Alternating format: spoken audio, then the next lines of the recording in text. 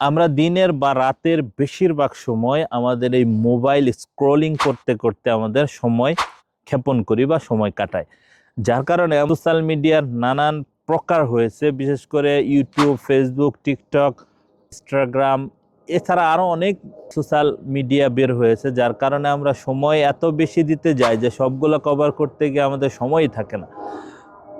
এর উল্লেখযোগ্য কারণ হলো আমরা যখন এই মোবাইলে অতি মাত্রায় সময় দেই, আর আমরা জানি আমাদের মোবাইল যখন আমরা ইউজ করি তখন আমরা এরকম আমাদের যে পজিশন, আমাদের ঘাড়ের যে পজিশন, এটা 90 ডিগ্রি অ্যাঙ্গেল রেখে আমরা কেউ ইউজ করি না, সুতরাং আমরা ঝুঁকে ইউজ করি।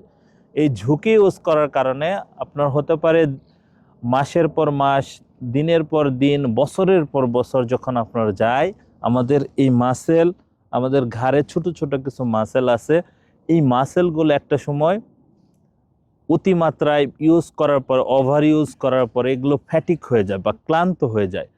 অতিমাত্রায় ইউজ করি এরকম ভাবে, যার কারণে এই মাসেলগুলা খুব দ্রুত ইনজুরি হয়ে যায়।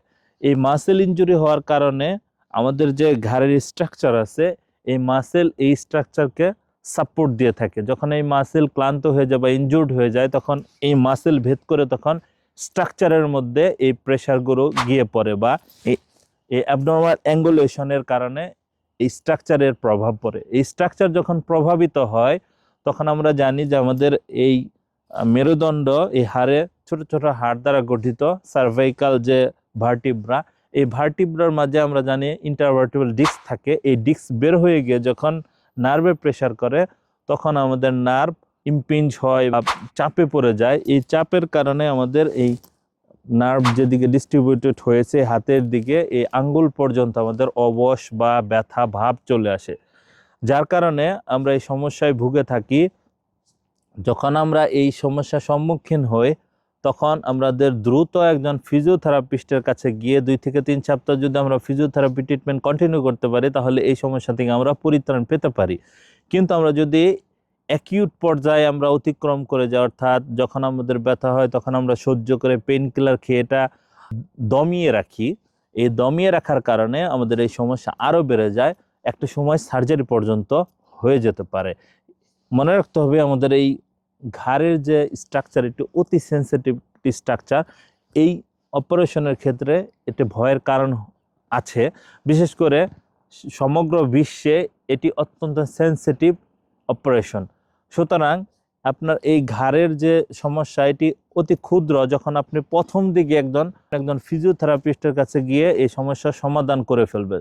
যদি আপনি এই সমস্যা নিয়ে আপনি ক্যারি করতে থাকেন, ভুগতে থাকেন, কিন্তু ফিজিওথেরাপিস্টের কাছে যাচ্ছেন না, পেন কিলার খেয়ে এটি দিন ক্ষেপণ করতেছেন, যার কারণে আপনার সমস্যা বেড়ে যাচ্ছে। এই বেড়ে যাওয়ার কারণে আপনার অপারেশন পর্যন্ত যাওয়া লাগতে পারে।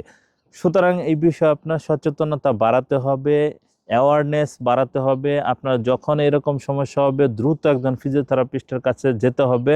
তার কাছে গিয়ে ফিজিওথেরাপি ট্রিটমেন্ট নিয়ে কিছু এক্সারসাইজ আপনাকে শিখিয়ে দিবে, যেগুলো বাসায় করলে আপনার জীবদ্দশায় আপনি খুব বেশি সমস্যায় পড়বেন না। আমাদের মনে রাখতে হবে আমাদের যে মোবাইল চালানোর বিষয়টা, এটি দিনে দিনে কমিয়ে দিতে হবে, না হলে আমাদের এই ঘাড় ব্যথার প্রবণতা আস্তে আস্তে বাড়তে থাকবে।